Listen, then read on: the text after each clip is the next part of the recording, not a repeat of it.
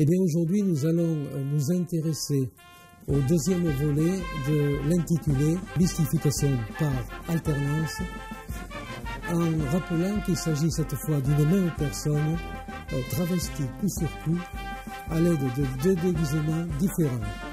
Généralement, on précise que l'on ne divulgue pas l'identité de ceux qui sont partie prenante dans ces vieilles histoires sur le folklore limousin, dans la mesure où ça peut être quelque peu désobligeant pour eux ou leur famille.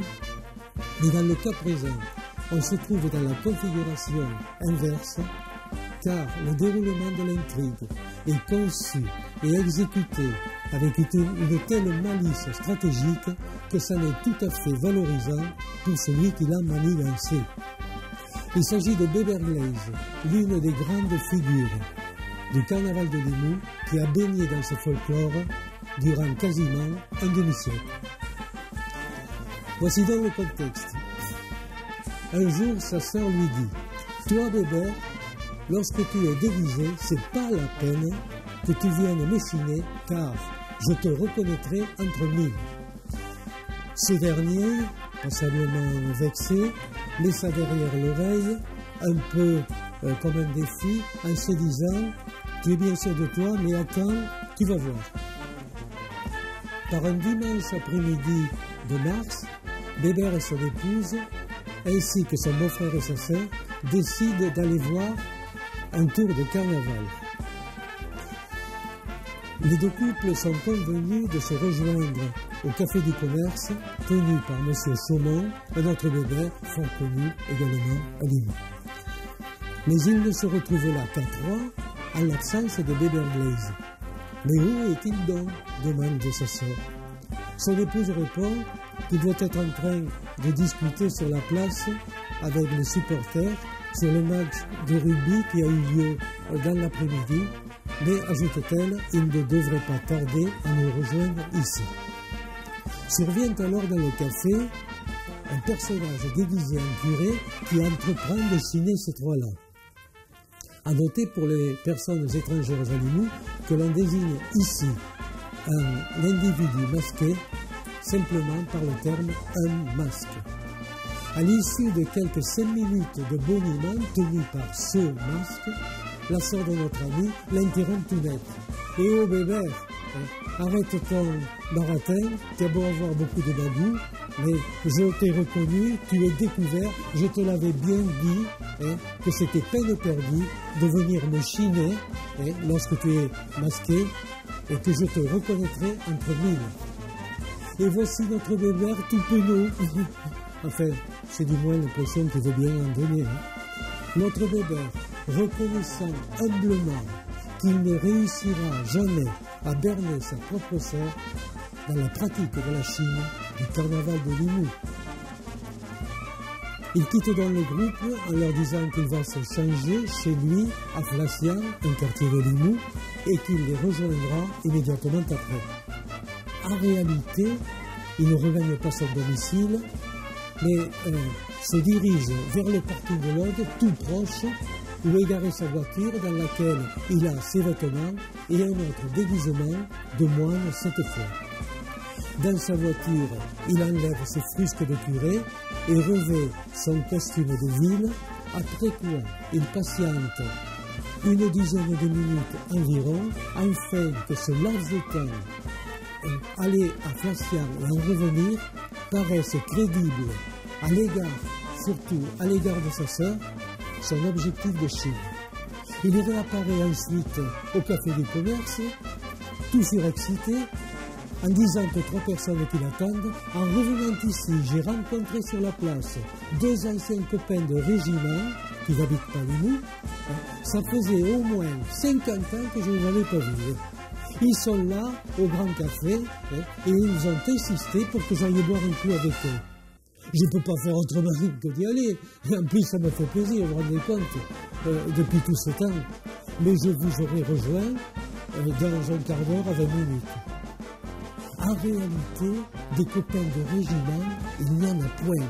Il fonce à sa voiture, dans laquelle il se déguise en moine et revient immédiatement après au Café du Commerce, où se trouvent toujours, évidemment, les 3 membres de sa famille. Il se présente à eux en posture courbée, plié en deux, presque ratatiné. Précisons que Bébert, en taille, fait environ 1,80 m, mais là, on a l'impression d'un petit bonhomme tout rabougri. Il s'assied à leur table, et là, ignorant superbement son épouse et son beau-frère, il entreprend de chiner sa sœur. Mais cette fois, il s'y emploie avec une telle finesse, une telle subtilité, déguisant parfaitement sa voix en fausset, usant d'artifices, de piques, de manière dont il n'est pas coutumier, qu'elle n'y voit que du feu. D'autant qu'elle est loin de s'imaginer et de soupçonner que c'est son frère qui est là sous ce déguisement de moine, son frère, lequel, pense-t-elle, est en train de trinquer là-bas, au Grand Café avec des copains de régiment perdus de vue depuis 50 ans. En préambule, lui disant qu'il a quitté Limoux depuis fort longtemps, il lui déballe force détails sur son enfance qui la laisse dubitative. Je me rappelle quand tu étais petite, que tu traçais la marelle à la craie devant la porte de ta maison. Tu portais un tablier avec des carreaux rouges et bleus.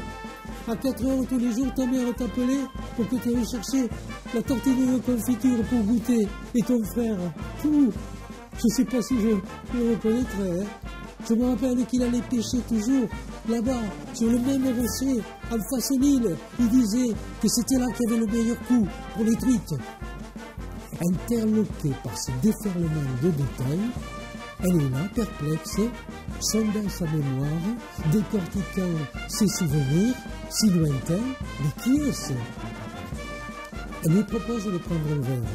Et vous savez que la tradition folklorique, ici à Limoux, implique que l'on révèle son identité en cas d'acceptation.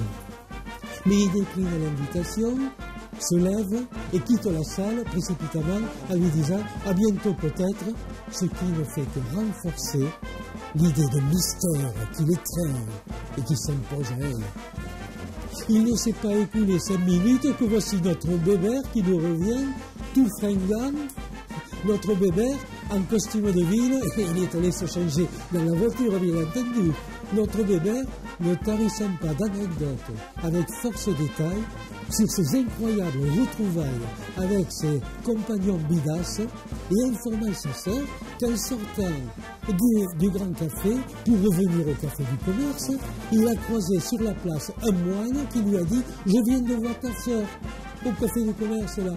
Je lui ai remémoré quelques souvenirs. Ça m'a fait plaisir depuis si longtemps. » Et Bébert ajoute « Et j'ai pas su qui c'était. » Et sa sœur qui surenchérit.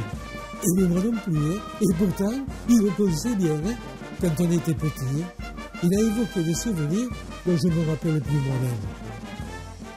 Et voici donc les deux, frères et sœurs, front plissés, par un effort incommensurable, se plongeant dans une intense quête de la souvenance de leur enfance, mais force de constater qu'on ne trouve pas de réponse, et l'on se quitte sur cette énigme non élucidée, ponctuée par une remarque de la sœur qui dit « Pouh, c'était lui, ça m'a empêché de dormir. Hein. » Le lendemain, la sœur reçoit un coup de téléphone. Au bout du fil, c'est l'épouse de Bébert qui lui dit « Alors, t'as pu dormir quand même un peu ? Toi, on n'en parle pas. Hein. J'ai tourné, retourné toute la nuit hein, dans le lit. Hein. Eh bien, tu dormiras mieux. Sans doute la nuit prochaine, tu récupéreras. Parce que ça y est, on le sait qui c'était le moine. Ah, et qui ? Eh bien, écoute. Hein. Va voir, ouvre la porte d'entrée de ta maison et tu vas le trouver là sur le seuil. Intriguée, elle s'exécute et quelle n'est pas son énorme surprise de voir là effectivement le moine qui, retirant lentement son masque, découvre le visage de Bébert. Ah non, c'est pas vrai, c'est pas possible, Bébert! Et ce dernier lui rétorque. Il paraît que dans la tradition du carnaval de Limoux, lorsqu'on est masqué et qu'on révèle son identité à une personne que l'on a chinée, cette dernière doit vous payer à boire. Alors, je suis là pour me faire rincer la dalle, et plutôt 2 fois qu'une, mais surtout, pour que tu ne dises plus jamais, lorsque je suis déguisé, me reconnaître entre 1000